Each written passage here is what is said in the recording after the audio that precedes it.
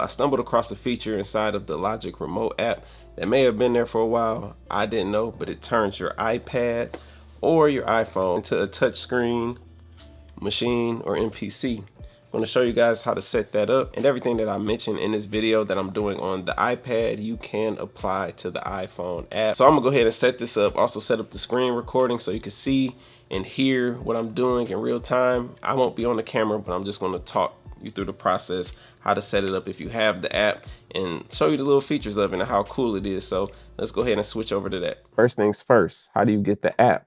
Well, you go to your app store and then you just search in Logic Remote. They do have the Logic app for iPad. I haven't used it, but you download it, install it, and then you just hit open.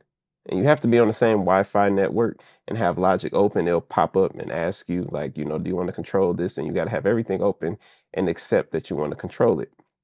So as you see, I have Logic up on the screen, and I also have my drum kit down here on the iPad.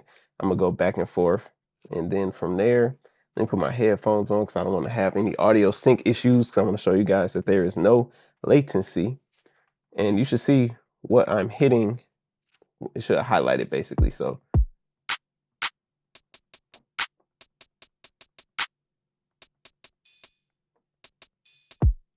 and I had the drum kit already there. If I didn't have it there, you can go right here. I'm just gonna hit this right here. And as you see, if I want to switch it to one of my other ones, I'll go ahead and tap that. It switched to it. I'm gonna close that.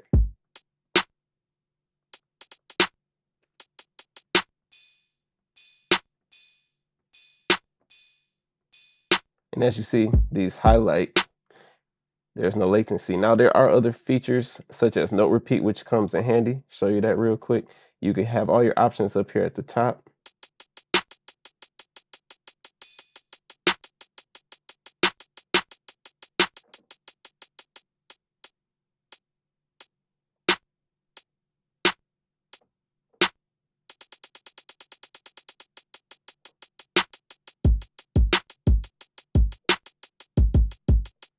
So that's one way you could do that.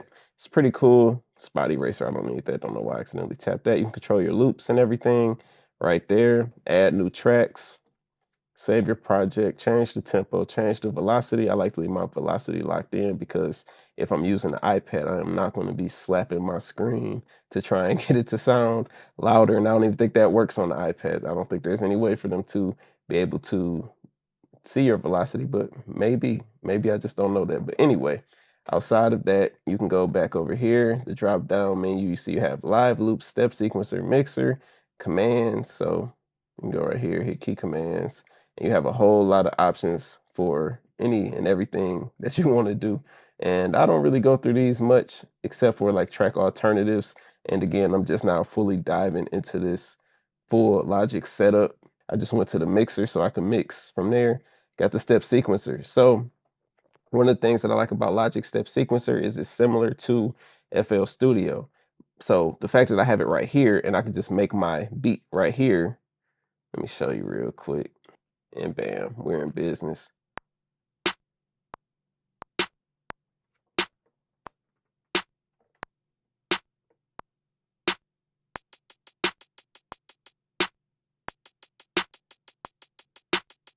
Change the velocity on here.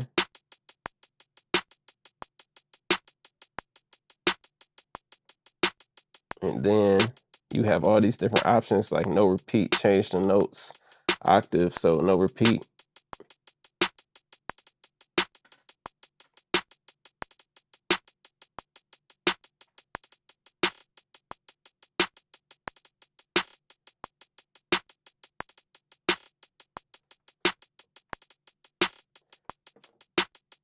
As you see, I went through some of these features right here just to make a quick drum pattern, and I could change the note, like where I had these rolls.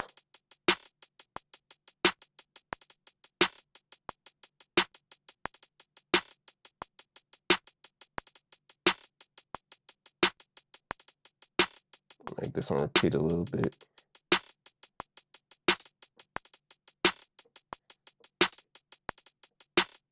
Get that on accident, go back to step.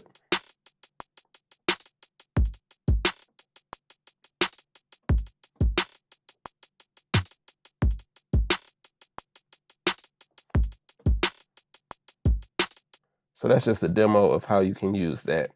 Now, I think that's cool because I love Logic's step sequencer, and beyond that, even just with doing it with the pads, it's cool. But for me, I actually like the drum sequencer a lot. So let me go ahead and erase this and just show you what it's like to record something using the drum pads and show you how it shows up. I'm gonna turn note repeat back on.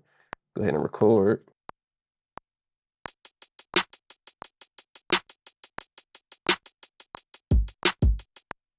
Just gonna leave that little loop. I'm gonna go ahead and just loop it out so that way I don't have to just keep going. So I'm gonna play it real quick. And as you see, everything is right here. I can make edits to it if I need to, change stuff around. The fact that I can do all of that from my iPad is a game changer to me. And let me try something else real quick with you guys. We're gonna go ahead and open up a new instrument. So I'm gonna go over here to settings, and then I'm going to go to new track, and then I'm gonna go to new software instrument track. So by default, I have complete control set to go. I'm just gonna open up Alicia's keys, and I'm gonna play it from the iPad.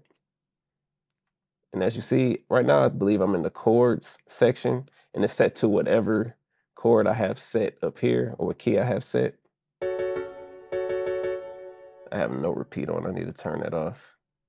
To do it, what I have to do is go back to my drum kit, then go back to the, where is it, drum pads, turn off no repeat, and go back down to the Alicia's keys.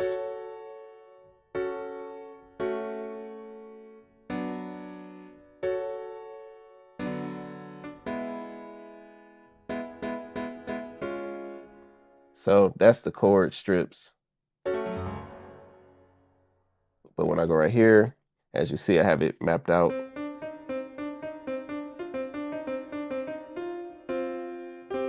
What you can do is go to scale. So I tap scale, and as you see, it's off, but I'm gonna go to natural minor, and I'm in the scale already. Let me see, I'm gonna change the key actually. I said in scale. I'm gonna change it to, let me see, I'm gonna go to G minor. So I'm changing it on Logic, hit G minor. As you see, it changed on the iPad.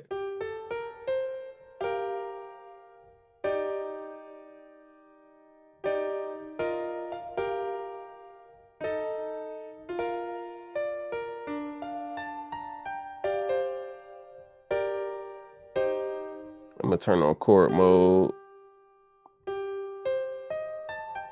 I thought I was gonna turn it on. Let's see. Major.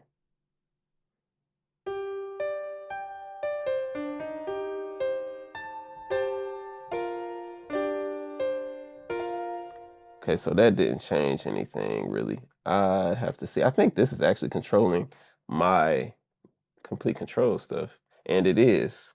So that's interesting. So I can go up here, put it in G minor, turn scale on, and I already have it set. So let's see.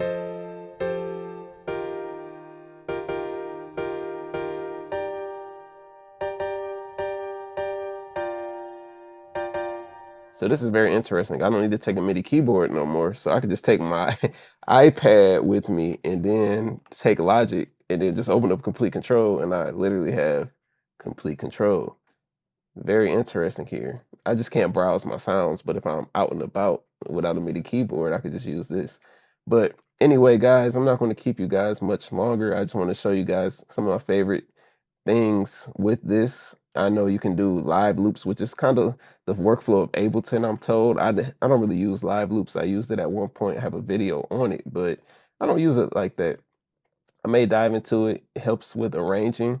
You guys should already know how to work the mixer and everything, so I don't need to go through and show you that. But this is honestly my favorite feature when it comes to Logic, just because it opens up the door for creativity. One of my main things once I went to using the drum sequencer here inside of Logic was, man, I really don't want to lose, the hands-on experience of Machine. It's still not the same. No, let's not get it twisted. These pads on the iPad are not the same as a actual pad on a machine, but it's just something to help you get your ideas out. And I wouldn't recommend banging on your iPad or your iPhone at all, but this was just something to show you guys this cool feature. I enjoy being able to control Logic right from the iPad and do so much creative work. So I'm gonna go ahead and get started making some beats. Hopefully you guys enjoyed this video. If you enjoy these Logic videos, let me know in the comments below. I appreciate every one of you that watch these videos, and I appreciate all the support. Hopefully you all have a wonderful day out there. I'm about to get started making some beats. Y'all enjoy y'all day.